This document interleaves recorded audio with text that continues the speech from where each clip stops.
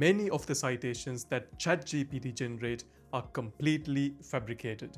Fake authors, fake journals, DOIs that doesn't even exist. And I've seen brilliant PhD students lose months of their work and almost their careers because they trusted the output. But the uncomfortable truth is this: the AI is not the problem, the way doctors are using it is. And in this video, I'm going to show you exactly 5 mistakes that will sink the research projects and how to fix every single one of them before you even open ChatGPT again. Before we get into the 5, let me ground by saying this. If you are using ChatGPT or any AI tool, whether it is for your PhD, your audit, or your first publication, using AI feels like a force multiplier. A force multiplier just means a small input creates a much bigger output. And in theory, AI is meant to be doing just this, but the reality is very different. So let's get straight into it. Mistake number 1 is trusting the citations that's been generated by ChatGPT, Gemini,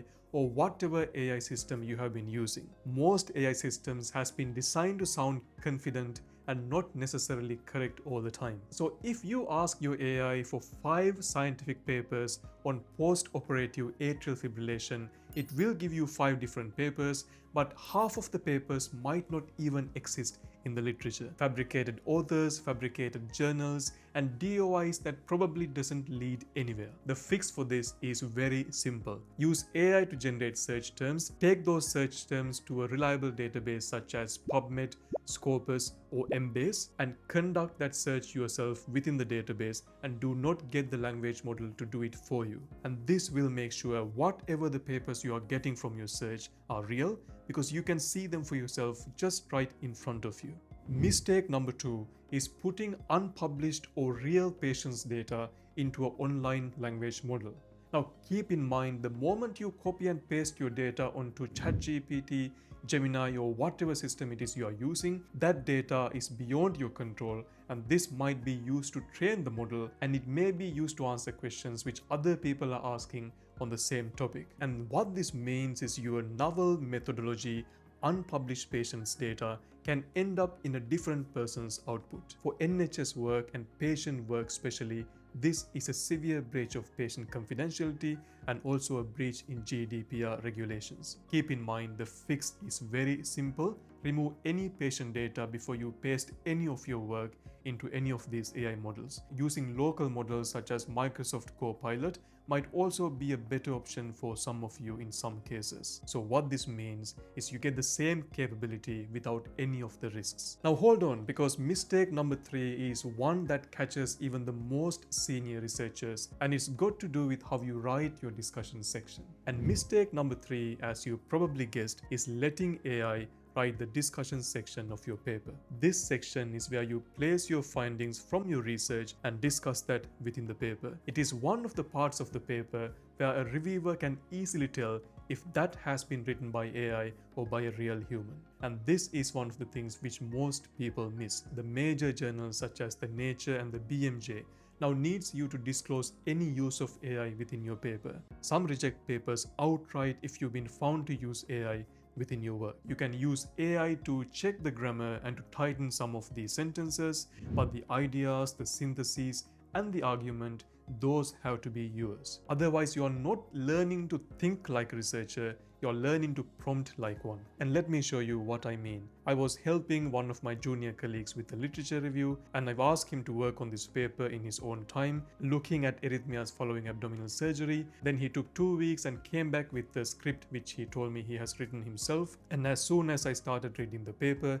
I could easily tell within the first few sentences that this has been written by AI. Sometimes it doesn't take a lot to work out whether a certain piece of work has been written by AI or by a human being. So when you work on your research, make sure you keep this in mind and you do most of the heavy lifting in terms of the writing and structuring your paper. Mistake number 4 is using AI to skip the literature search entirely. Now, if you open ChatGPT, Gemini, or Claude and ask to find yourself a research gap, it might come up with a very confident answer, and it may tell you that this is where one of the research gaps exist. And because the answer sounds very confident, there's a really good chance you will believe what it says. Now the problem is this: if 10 different people ask for the same question from ChatGPT, it may give the same answer for several of these people. And the problem with this approach is you're not getting a novel answer for your question, you're not getting a novel research gap,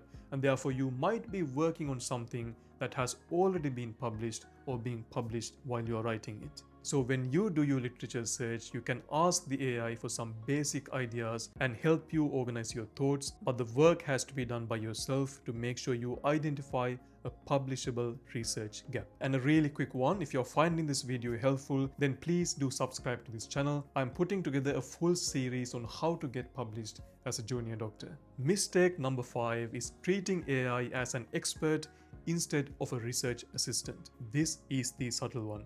When you outsource your thinking, you stop building the muscle that makes you a researcher. The pattern recognition, the instinct for what is interesting, the ability to spot a weak methodology in a peer review, none of that develops if AI is doing the work for you. And the consequences are bigger than just one paper. The doctors who are going to win in the next few years are not the ones who are going to use AI all the time, but they are the ones who knows how to use AI properly. You need to use that as an assistant or a partner, but never as a substitute for your own thinking. So to bring this all together, AI is genuinely one of the most powerful tools that has come about in the last few years. But it has a very specific role in research. Use it for brainstorming, use it for editing, use it for structuring your ideas. Do not use it for the citations, for the data you cannot share, for your discussion, or for skipping your literature search entirely, or as a replacement for your thinking. Get that one distinction right and the AI becomes a force multiplier